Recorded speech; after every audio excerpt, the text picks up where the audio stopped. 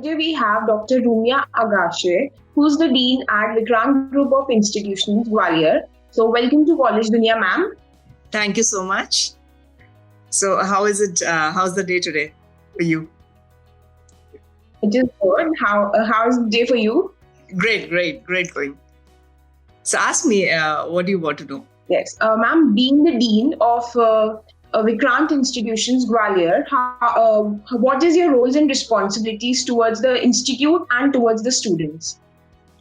Well, when I talk about Dean is a person who is towards the directives of guiding the curriculum in a way that is relevant to the students. And hence, I a lot of time focus on how my faculties, the team of educationists can work towards achieving those goals. So we are at present as a dean, my task is to ensure that my people deliver the quality education that is required for the students to be at par with the industry. Being the dean, what is your philosophy of leadership and how would you describe your leadership style? Oh, well, my leadership style is very simple. I'm at a learning mode as of now. I believe a good leader is the one who is at learning mode and at constant learning mode. Because the minute he is in that acceptance mode of learning, people also tend to be more humble towards being cooperative to you. So I think the best leadership style is to remain humble and be learnative. So that is what I do. Anything else? I don't know. Yeah. How does the curriculum of Vikrant Institute practice the best curriculum in the industry? Wow, that's my favorite question to answer. I must say that because yes, we work very differently at Vikrant Group of Institutions. Though we are not a deemed university, we work under the aegis of Rajiv Gandhi Praduk University and under Jivaji University. But then we believe that apart from the university curriculum that has been given to us, there's a lot that can be done to the students, especially in line with the National Education Policy 2020, where our Prime Minister himself has spoken that there's a lot of requirement of skill development.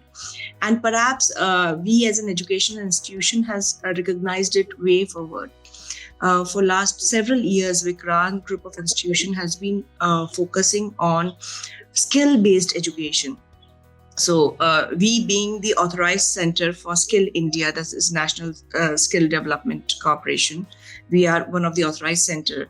We are also collaborated, we have always collaborated with CII MCC, that is Confederation of Indian Industries, and their Model Career Center. So along with our collaborators, we constantly endeavor to ensure skill development. So there are a lot of courses, a lot of national level courses, a lot of international level courses that we offer to our students alongside their regular curriculum. So when you're studying in Vikrant College, say you're doing an MBA, so you are not just getting a degree from the routine university, but along with that, you get a chance to work with to do up courses from National Skill NSDC. You get a chance to collaborate and do courses with Cambridge. You get chances to work and do free courses with Sailor.org.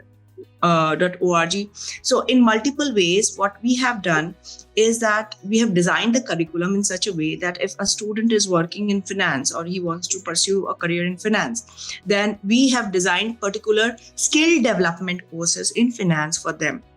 So once a student is enrolled with us, he's not only doing the curriculum, but also doing the latest curriculum offered by the industry. So as soon as he passes from here, he is readily absorbed by the institution or the industry, wherever he wants to go.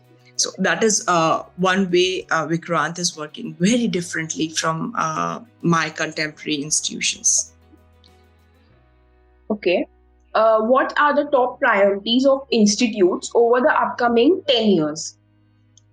Oh, well, if we can really implement the National Education Policy 2020 in the next 5 years or 10 years, it would be a tremendous achievement for educational institutions of India. The NEP, National Education Policy, has an in-depth understanding of the futuristic requirement of Indian economy. So if we can ensure that we implement it completely in next 10 years, it would be a great achievement for individual selves and for the nation as a whole. Okay. What are some of the biggest challenges for higher education today and for Vikrant institutions specifically? What are the biggest challenges? Well, the education system itself is a challenge which we educationists accept. So I would not say there's something it's not a dark challenge. It's a very positive challenge where we are there to transform lives of students. We are there to transform the youth into productive youth, into good citizens. So the work itself is a challenge.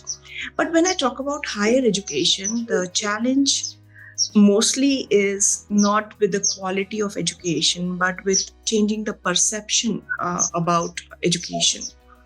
Today, when higher education, like students come to us, they look at what placements are they going to get instead of what education they're going to get. They are skeptical if they don't know language or they don't know communication skill. Will they get placed? Here is where Indians have to rethink. Indians are known across the world for their intelligence and not for their communication, and which is our key strength. If the youth of today harness their key strength, that is their intelligence, I think they will do wonders. Instead of pondering around how they can look more yo or cool with language, if they ponder around on harnessing their key skills of life, their intelligence, which we are by breed very intelligent as compared to any Western world. So if we can harness that intelligence into our work, we are the leaders. We are the next leaders for the globe. I think that is the biggest challenge for education industry today, to ensure that students acknowledge their intelligence. How do you tend to establish a healthy relationship in your institute? Well, to begin with, my institution is having a wonderful managing government, right? And our managing body comprises of very young, bright youth. And that itself makes students very receptive to the way we work in the organization and towards the way organization wants to transform them. So this receptivity is bang on there, because most of the the managing members, the board of directors, are very young. They're in their middle age and they really understand youth. So I think we really don't work on making relationship, because it's already there in the institution. So we don't have students who are resistant to communicate. We don't have students who feel that faculties are too seniors for them to approach or to do. We are very learnative institute. We are a learning organization. I have my students, as a dean, I can tell I have a handful of students who are my friends, and I think that's a good approach to look at it. Okay. Ma'am, my next question to you is, what are some of the greatest strengths of Vikrant Institute? What are the greatest strengths? Well, I'll tell you one thing. Being a team of young members, we make trends. Okay, so way before when the lockdown happened and all, we were already doing things online. So when the majority of the contemporary organizations were struggling onto how to go online, or how to work on a e-platform, or how to provide facilities, we were way ahead. We already knew what to do.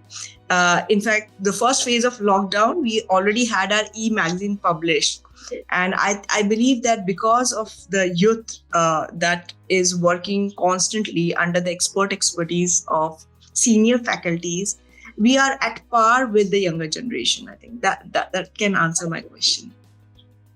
What do you want people to know about Vikrant Institute that they might not know? Well, Vikrant Institute is, I would not say it is at infancy. It is now a 14-year-old institute, and it has developed its wings and spread its wings across various disciplines. Like it started with an engineering college. Now it has management, it has nursing, it has law, it has paramedics, and in multiple ways we are expanding. We have a lot of international collaborations, which because it's a booming institution, a lot is on media, and we have ensured that we are visible. So there's nothing to hide in particular, or there's nothing that people do not know about us. And we are pretty established in Central India. Looking to our admissions itself speaks volumes.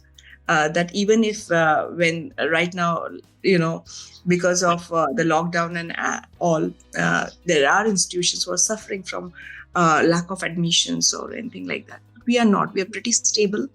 We are pretty pro. We are pretty receptive to the changes of the global nature. So I think Vikrant is doing good. That is what I can say. And any suggestions you would like to give to the current youth and aspiring students? Well, to the current youth and aspiring students, to the aspiring students, I would say always pick up an institution which helps you to be. Don't pick up an institution which is,